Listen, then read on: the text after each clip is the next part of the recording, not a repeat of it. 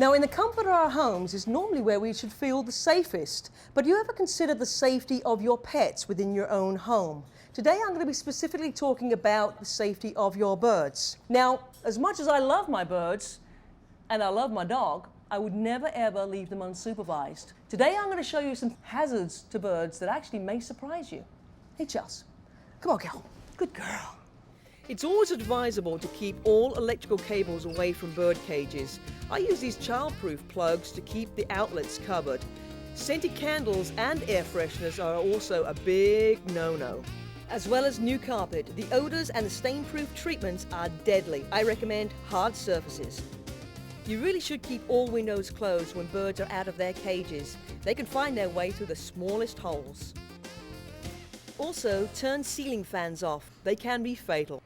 Install corner trims to keep your birds from digesting harmful drywall and paint. And here's a big one. So many birds are crushed to death every year. Check often behind pillows and cushions, and never sleep with your pet bird. I've invited a good friend of mine over. This is Dr. Katrin Hellinger from the Winter Park Veterinary Hospital. And I've asked her here today to give us some special tips on bird safety in the home. So now we've moved into my kitchen, and what I've done is I've actually pulled various products from my cupboards, and I put them down here for Dr. Hellinger to discuss a little bit about why these are toxic to birds. And I'm going to start with this plate here of basic foods, very common that we'd find into the kitchen, especially mine. So Dr. Hellinger, tell us a little bit about why these are toxic to our birds. All right, if you look here, we've got some of our basic food groups. We have chocolate, caffeine, and salt. Chocolate and caffeine found in coffee, and caffeine found in tea can all cause heart problems and rhythm disturbances in the heart. And the salt, when it is on our foods, like the saltine crackers, that can lead to dehydration and kidney problems. Okay. Avocado. Avocado. Tastes good. It does taste good. Quite common in Florida. I have seen some birds on rare occasions, if they eat a lot of avocado, it can be toxic, and I did have a bird recently that did actually die from eating avocado. Really? So it's better safe than sorry. Don't offer it to your bird. Don't share your avocado salad with your bird. And what about the mushrooms?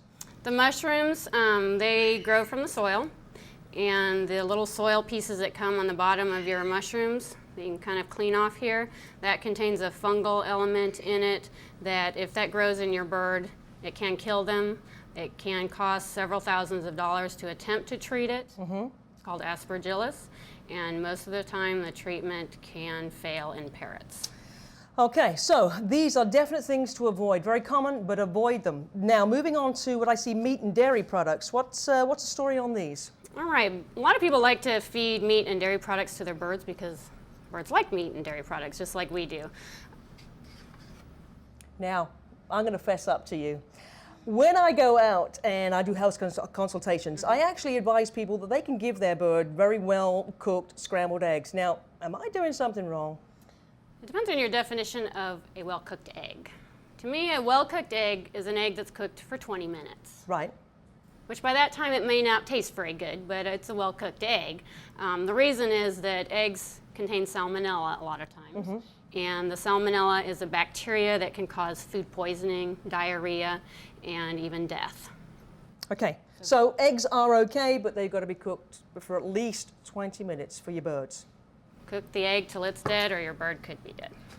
Okay. Okay, meat. A lot of people really struggle on the meat issue. Birds like meat. In the wild, they do eat insects, okay, but they don't go around attacking cattle and chickens and ripping them apart and eating their flesh. In a lot of these meat products, there are bacteria that are not healthy for birds. So that's why bacteria problem. It's a shame because a lot of them like chicken, don't they? Yes, they do. All righty then. So, and then we're moving on to the cans, the aerosols, the paints, and the tile adhesives, and I see some potpourri down there. Tell us a little bit about that, and then we're going to get on to this frying pan, which he's sort of discreetly put there. So, tell us about that. Okay, so first we'll start with all of these. All of these products are airborne toxins. The potpourri has a scent in it that's an airborne toxin. All of these cleaning products, insect killing products, garden supply products, paint, oven cleaner. All of these, if sprayed into the air, will get into a bird's respiratory system and kill them. This is one of the most common reasons that I have to go to the emergency clinic to see birds. And it doesn't take long, does it? No, it does Inhalation not. is probably the quickest, yeah? Yeah, it's very fast. Birds will suddenly have a lot of trouble breathing. You need to open up your windows or get the bird outside. Now, does it make a difference between small birds and large birds? Are they all equally affected? Okay, with the respiratory things, size probably doesn't matter that much. Most of it is, you know, so you spray a bunch of ammonia around your bird, you're going to kill them whether they're big or little. Okay.